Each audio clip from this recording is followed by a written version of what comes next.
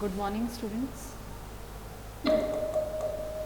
Good morning, students. Today we'll take the chapter number 1 of your NCERT book, which is nutrition in plants.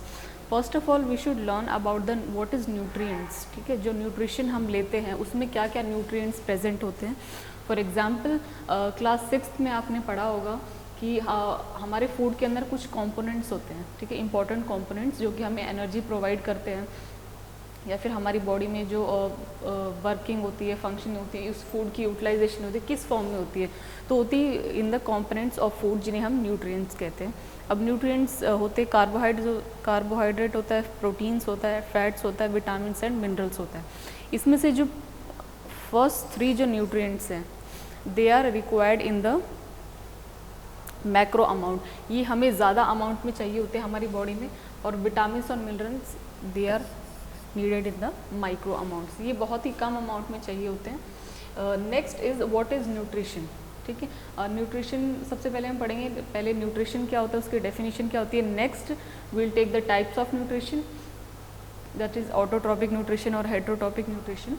सबसे पहले nutrition क्या होता है. Nutrition जैसे word से पता चल रहा है, द इनटेक ऑफ फूड, जो फूड हम खाते हैं, ठीक है, उसकी इनटेक हमारी बॉडी के अंदर, हमारी बॉडी के अंदर जाने के बाद हमारी बॉडी के हर एक सेल और हर एक ऑर्गन के पास उसे पहुंचना, उसके बाद उसकी utilization, it is called nutrition. अगर सिंपल लैंग्वेज में हम इसकी डेफिनेशन देखें, the intake of food which we eat and its utilization by our body parts, it is called nutrition. Next is types of nutrition. Nutrition आपके syllabus के according nutrition it is of 2 types, that is autotrophic nutrition and heterotropic nutrition. First autotrophic nutrition, जैसे कि auto का means होता है self and tropic means nourishment. वो organisms जो अपना खाना खुद बनाते हैं they are called autotrophs. ठीक है, so autotrophic mode of nutrition means the animals which made food by themselves through any by sun energy. जैसे plants, green plants होते हैं, जैसे ग्रीन प्लांट्स होते हैं, वो क्या करते हैं, अपना खाना खुद बनाते हैं by the sun energy, by the chlorophyll, by the atmospheric CO2. So they are the autotrophs and this mode of nutrition is known as autotrophic mode of nutrition. Example है इसके जितने भी ग्रीन प्लांट्स हैं, ठीक है. इसके अलावा बहुत सारे ऑर्गेनिज्म भी हो सकते हैं, for example algae. Algae is also a autotroph, ये हम बाद में डिस्कस करेंगे. Next is heterotrophic nutrition. Heterotrophic nutrition means hetero means others, those organisms which depends on others for the food and nutrition, they are called heterotrophs and this mode of nutrition is known as heterotropic mode of nutrition. For example animals किस पे depend होते हैं, plants पे, और human beings they are depend on both, they are depend on animals as well as plants. अब एक एक करके देखते हैं. सबसे पहले ऑटोट्रॉपिक न्यूट्रिशन. जितने भी ग्रीन प्लांट्स हैं वो अपना खाना खुद बनाते हैं by the process of photosynthesis. Photo means light and synthesis means the production of food. अब कैसे बनाते हैं, for example it is a plant, ठीक है, they take the light energy, ठीक है. अब प्लांट के किस पार्ट में फूड का प्रोडक्शन होता है, लीफ में. लीफ में भी कहाँ होता है, क्लोरोफिल में, ठीक है. अब लीफ है, उसके बाद कोई भी ऑर्गेनिक प्रोडक्ट बनाने के लिए, फॉर एग्जांपल प्लांट्स फूड किस फॉर्म में स्टोर करते हैं, स्टार्च की फॉर्म में करते हैं. Starch is a complex carbohydrate. कोई भी फूड ऑर्गेनिक मटेरियल बनाने के लिए हमें इनऑर्गेनिक न्यूट्रिएंट्स की ज़रूरत पड़ती है. For example gases, water, minerals. तो प्लांट्स ये सब कहाँ से लेते हैं, प्लांट्स लाइट एनर्जी कहाँ से लेते हैं, सन से. They take carbon dioxide from the atmosphere, they take water and minerals from the soil, ठीक है. अब क्या करते हैं, CO2, this is the carbon dioxide and water gives glucose, या फिर इन द फॉर्म, ये ग्लूकोज फिर in the form of starch, it gives glucose, oxygen and energy. अब सबसे पहले क्या होता है कि प्लांट्स के अंदर एक स्ट्रक्चर होता है जिसे हम कहते हैं stomata. Stomata is responsible for the gaseous exchange.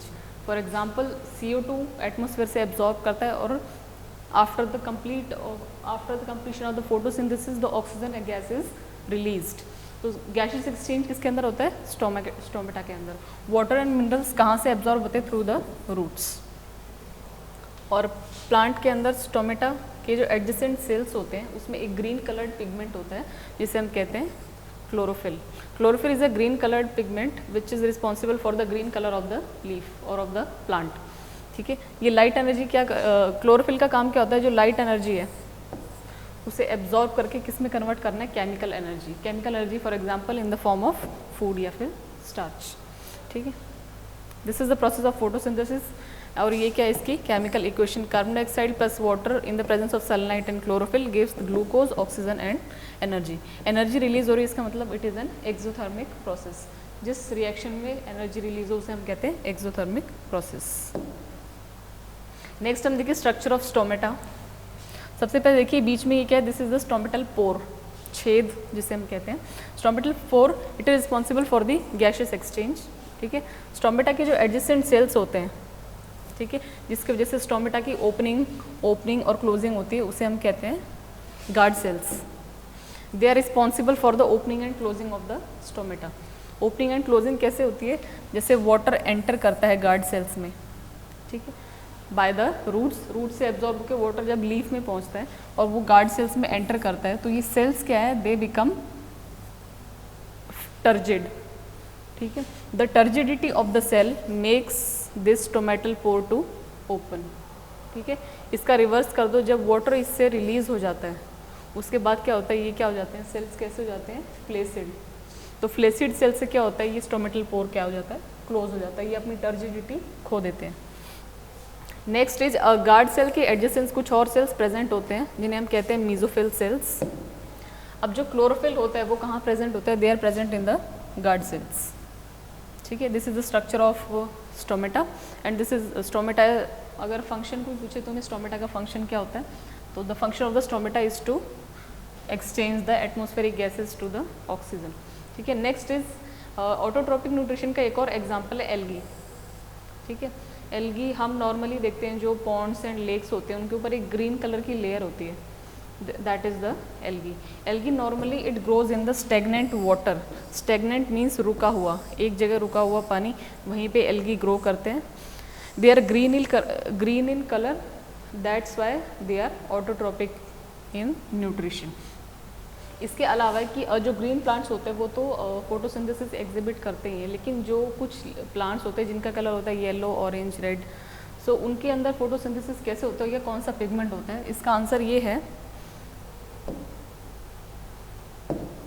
कि जो प्लांट्स होते हैं जिनका कलर होता है रेड, येलो, ग्रीन, उनके अंदर भी कुछ पिगमेंट्स होते हैं, जैसे फॉर एग्जांपल क्रोमोप्लास्ट होते हैं, उनके अंदर कलर्ड पिगमेंट्स होते हैं। ल्यूकोप्लास्ट होते हैं, ठीक है, रोडोप्लास्ट, उनके अंदर अलग टाइप के पिगमेंट्स होते हैं। They are also the autotrophs but they contain different pigments. Next is heterotrophic nutrition. Heterotrophic जैसे नाम से पता चले, hetero means other and trophic means nourishment. जो न्यूट्रिशन के लिए दूसरे प्लांट्स पे डिपेंड हो उन्हें हम क्या कहते हैं? Heterotrophs. And this mode of nutrition is called heterotrophic nutrition. Heterotrophic nutrition आपके सिलेबस में इट इज़ ऑफ 3 टाइप्स। सबसे पहले है पैरासिटिक न्यूट्रिशन। पैरासिटिक न्यूट्रिशन क्या होता है? When a one organism rely on another organism for food and nutrition. For example Cuscuta. अब Cuscuta क्या करता है? जैसे ये कोई प्लांट है, ये क्या करता है? इसके it rely on another plant. ये एग्जाम्पल ले लो, it is Cuscuta and it is any plant. So Cuscuta is dependent on this plant for the support. So Cuscuta, इसमें हम लोग बोलेंगे कस्कूटा है पैरासाइट, और जिस प्लांट के ऊपर वो डिपेंड है उसे हम कहेंगे host. So this relationship between the parasite and host, this mode of nutrition is known as parasitic mode of nutrition. Cuscuta provides the water and minerals to the plants, and in return the plant provides it food and shelter. The next is insectivorous plants. Insectivorous plants insectivorous plants are also heterotrophic in nature. Insectivorous plants का एक example है pitcher plant. Pitcher plant है, ऐसा होता है। Pitcher plant एक pot like structure होता है। ये जो इसका स्ट्रक्चर है, it is the modified form of leaf. उसकी लीफ जो है वो एक पॉट की फॉर्म में मॉडिफाई हो जाती है, और उस लीफ के अंदर क्या होता है, बाहर एक लिड लगी होती है, ठीक है, जिसमें कुछ हेयर्स प्रेजेंट होते हैं। अब जैसे ही कोई इंसेक्ट इसके ऊपर आके बैठता है, because it is very attractive, so कोई भी इंसेक्ट जब इसके ऊपर आके बैठता है तो क्या है, इस हेयर के बीच में फंस जाता है। देन जैसे इंसेक्ट आके बैठेगा तो ये लिड क्या हो जाती है, क्लोज हो जाती है, और ये इंसेक्ट कहाँ पे आके गिर जाता है, इस पॉट के अंदर। इस पॉट के अंदर क्या होता है, जितने भी डाइजेस्टिव जूसेस होते हैं पिचर प्लांट के, वो इसके ऊपर एक्ट करते हैं, और ये इंसेक्ट क्या है, इसे एक इंसेक्ट इसे इनऑर्गेनिक न्यूट्रिएंट की फॉर्म में कन्वर्ट कर देता है ये pitcher plant. This mode of nutrition is seen in the insectivorous plants. Next we take the saprotropic mode of nutrition. The organisms which feed on the dead and decaying matter, they are known as saprotrophs, and this type of nutrition is known as saprotropic mode of nutrition. For example, if we take the example of fungi, rainy season में जो bread होती है, bread के ऊपर हम देखते हैं green green patches आ जाते हैं, ठीक है। ये ग्रीन पैचेस क्या होते हैं, these are fungi.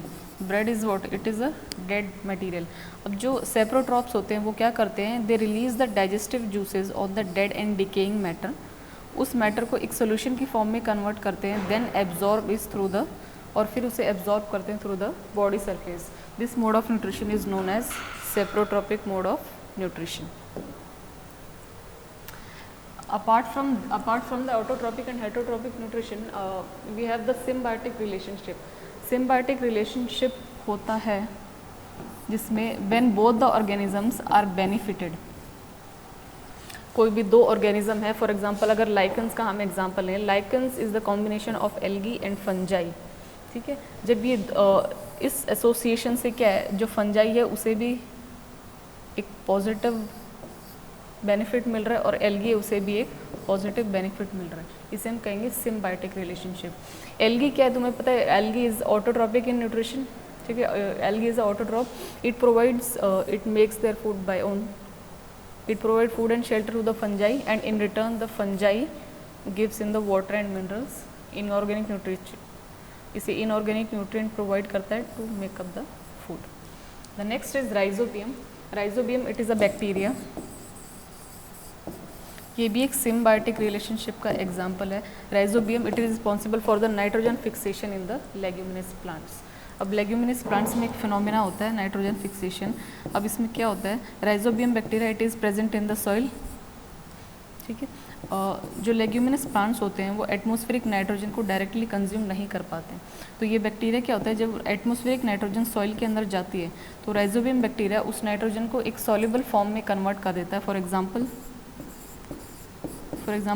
Soluble form में कन्वर्ट कर देते हैं, for example nitrites and nitrates, ठीक है। तो क्या करते हैं, उस नाइट्रेट्स और नाइट्राइट्स वो